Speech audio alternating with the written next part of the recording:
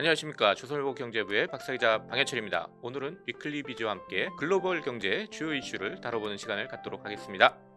네, 안녕하십니까. 밀레니얼 세대가 인플레이션이 주범인지 아니면 피해자인지에 대한 기사를 작성한 곽창렬입니다.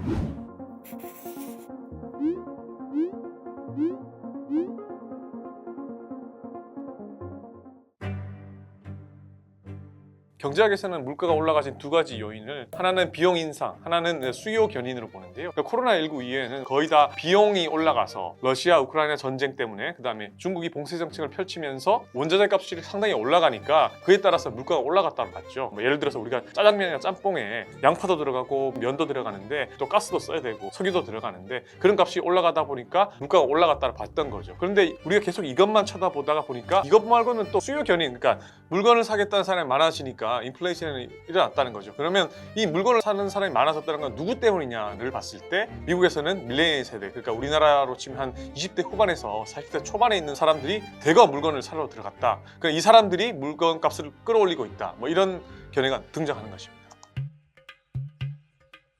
미국의 인구가 2020년 기준으로 했을 때 3억 3천만 명인데요. 여러 가지 세대로 나눴을 때 이 밀레니얼 세대가 1981년생, 그다음에 1996년생 이 연령층에 있는 인구가 7,226만 명인데요. 이 밀레니얼 세대가 이제 아빠 엄마 세대인 베이비붐 세대, 그러니까 1946년생부터 1964년생 인구를 넘어섰습니다. 7,068만 명 정도 되는데요. 그러다 보니까 이제 베이비붐 세대가 움직인 것보다는 밀레니엄 세대가 어떻게 움직이냐에 따라서 소비가 완전히 결정된다고 보는 거죠. 그런데 이 밀레니얼 세대가 대거 소비에 등장하면서 물가를 끌어올리고 있다는 건데요. 2020년에 밀레니얼 세대가 주택 구매 같은 거에서 보면 조금 늦습니다. 같은 35살 때를 비교했을 때 밀레니얼 세대의 주택 소유율은 53% 정도에 불과한데 이 베이비붐 세대가 같은 나이에 소유한 비율은 70%였습니다. 그러니까 한 17%포인트가 낮은 거죠. 그런데 이게 코로나19 이후에 완전히 역전이 된 거죠. 그러니까 2020년을 기준으로 보니까 미국의 전체 주택 구매자 가운데 밀레니얼 세대의 비중이 37%로 가장 많았고요. 그 다음에 2022년에 비율이 한 43%까지 올라왔습니다. 거의 절반을 차지하는 거죠. 차량 구입도 보면 2020년에 미국에서 판매된 전체 신차 가운데 밀레니얼 세대가 산 차량의 비중이 32%까지 올라갔기 때문에 가장 높았던 거죠. 그러다 보니까 이제 실제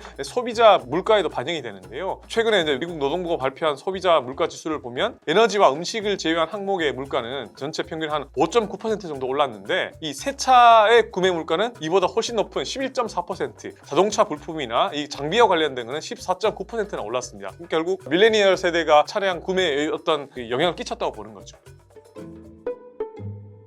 20, 30대면 당연히 소비가 많아지느냐 일리가 있는 이야기인데요. 실제로 밀레니얼 세대의 아버지가 어땠느냐 봐야 되는데 1970, 80년대는 미국의 금리가 지금보다 한 3배, 4배 높은 10%를 넘었는데 그때가 이제 베이비붐 세대가 6,400만 명 정도가 됐는데요. 베이비붐 세대의 아버지 세대가 한 4,400만 명이었으니까 이게 역전이 됐던 시점입니다. 1985년 7월에 워싱턴 포스트 기사를 찾아봤는데요. 베이비붐 세대가 대거 등장해서 소비를 많이 하다 보니까 물가를 끌어올렸다 이런 이야기가 있었습니다. 35살 이하 미국 가구가 전체 소득의 한 19.5% 정도를 집을 사는 데 쓰고요. 한 6.2%를 자동차를 사는 데 썼는데 이때 그 10살 많은 세대가 주택을 사는 데는 6.3%, 그 다음에 자동차를 사는데 5.3%를 지출한 것보다 훨씬 더 많았던 거죠. 그래서 이 기사를 보면 베이비붐 세대가 더 많은 돈을 빌리고 덜 저축하다 보니까 미국의 저축률이 더 낮았다, 그렇게 분석하는 기사도 있었습니다. 이렇게 보면 지금은 밀레니얼 세대가 20, 30대잖아요. 물가를 올리는 주범이다. 1970년대, 80년대에는 또 20, 30대였던 베이비붐 세대가 물가를 올리는 주범이다. 똑같은 현상이 일어난다. 그렇게 볼 수도 있는 거겠죠.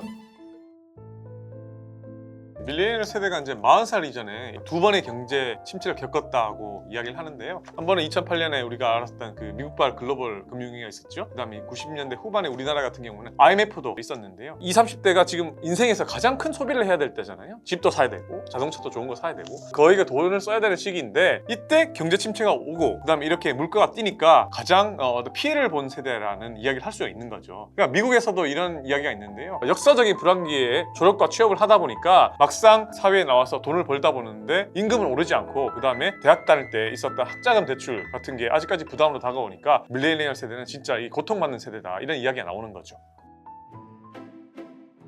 우리나라 같은 경우는 2020년부터 급격하게 오르는 아파트를 두고 어떤 사람들이 사서 올리는 거냐 이렇게 이야기했을 때 2020년 상반기에 30대 이하의 서울 아파트 거래 비중이 34.6%였는데요. 2020년 하반기에는 40%로 올라가고요. 그 다음에 작년 상반기에는 41%, 하반기에는 42%, 계속해서 30대 이하 구매 비중이 올라간 거죠. 그럼 당연히 이 사람들이 뛰어드니까 말했잖아요. 수요 견인, 수요가 많으니까 아파트 값이 올라가는 게 맞으니까 이렇게 볼 수도 있는 건데, 근데 또 다른 측면에서는 이 40대, 50대, 60대 아빠, 엄마 세대들, 형님 세대들은 아파트 값이 안 오를 때 샀으니까 얼마나 좋았는데 아파트 값이 올라가니까 30대의 사람들이 집을 살 때 얼마나 고통을 받느냐 이렇게 또 주장할 수도 있는 거죠.